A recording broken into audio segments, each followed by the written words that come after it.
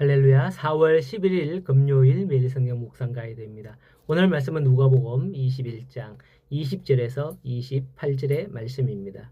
요즘 학생들은 여러 가지 컴퓨터 게임을 즐기고 있습니다. 우리 교회에서도 작년에 청소년순 주최로 온라인 게임 축제를 했었죠. 온라인 게임은 팀을 이루어서 상대 팀과 싸우는 게 참 재미있거든요. 제가 20대 후반일 때 스타크래프트라는 게임이 첫 출시가 되고요. 전 세계적으로 가장 인기가 많은 게임이었습니다.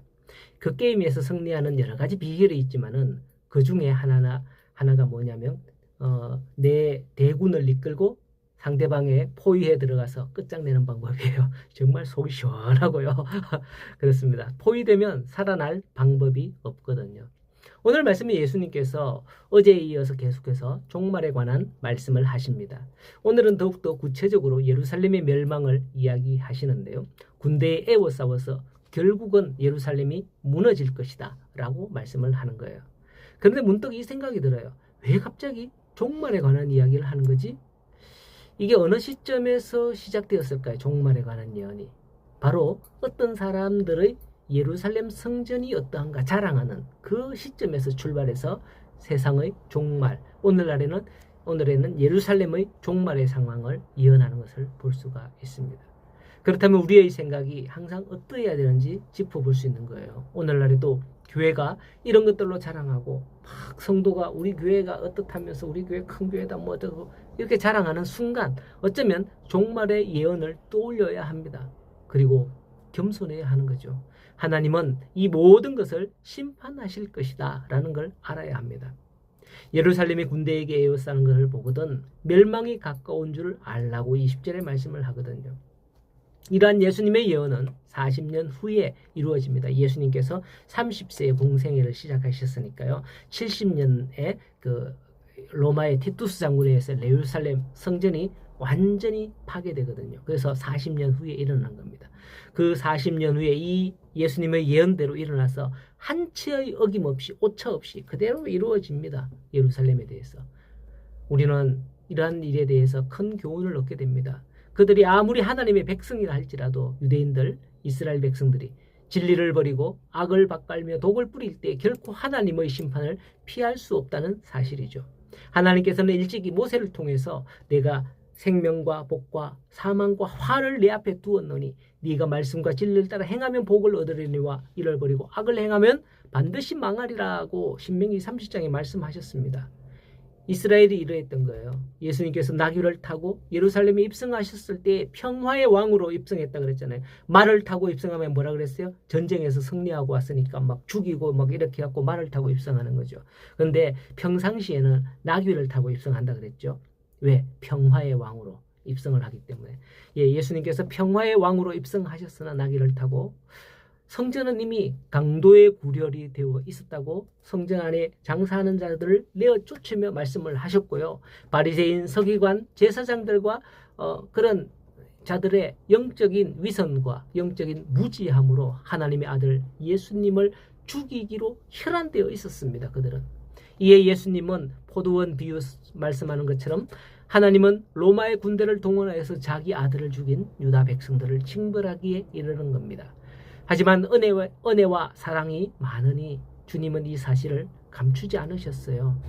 갑자기 이 일이 닥치면 그들이 혼란에 빠질 뿐만 아니라 지금까지 바리새인들과 서기관, 제사장들이 가르치는 게 옳은 줄 알고 순종했던 일반 백성들은 오도 가도 못하고 멸망당할 게 뻔하잖아요. 그들이 무슨 죄가 있어요? 죄가 있다면 예수님의 말씀대로 미혹되었다는 죄겠죠. 그래서 예수님께서는 가르친 그들이 멸망을 당하지 않도록 날마다 성전에서 가르쳤고요. 깨닫는 자는 멸망의 때에 일어날 일에 대해서 예언의 말씀을 기억하고 피할 수 있으리라고 생각을 하게 됩니다.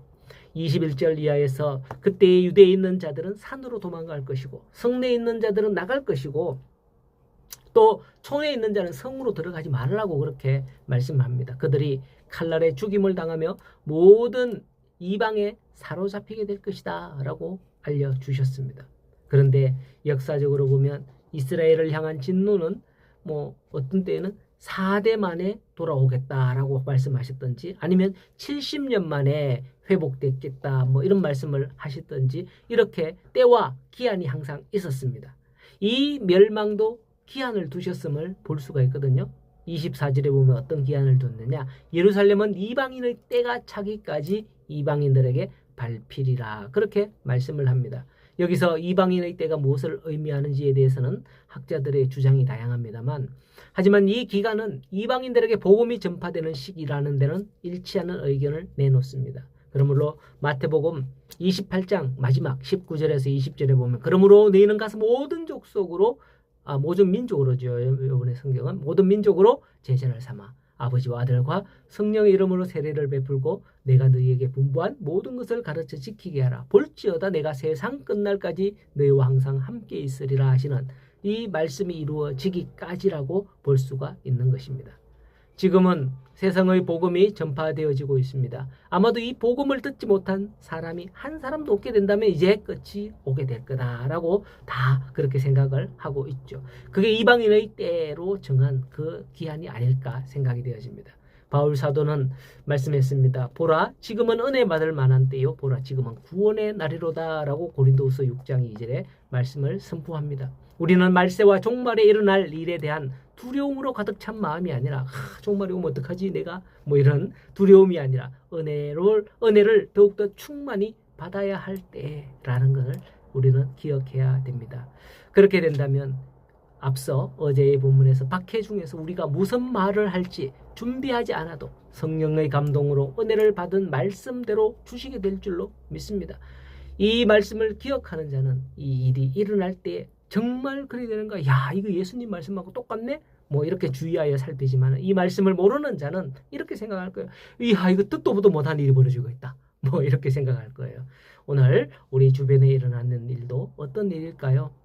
듣도 보도 못한 일일까요? 아니면 주님께서 내게 하신 그 말씀대로 이루어지는 일일까요? 오늘 주께서 내게 하신 말씀대로 이루어지는 일들이 여러분들의 주변에 항상 일어나기를 간절히 소원하고 축복합니다.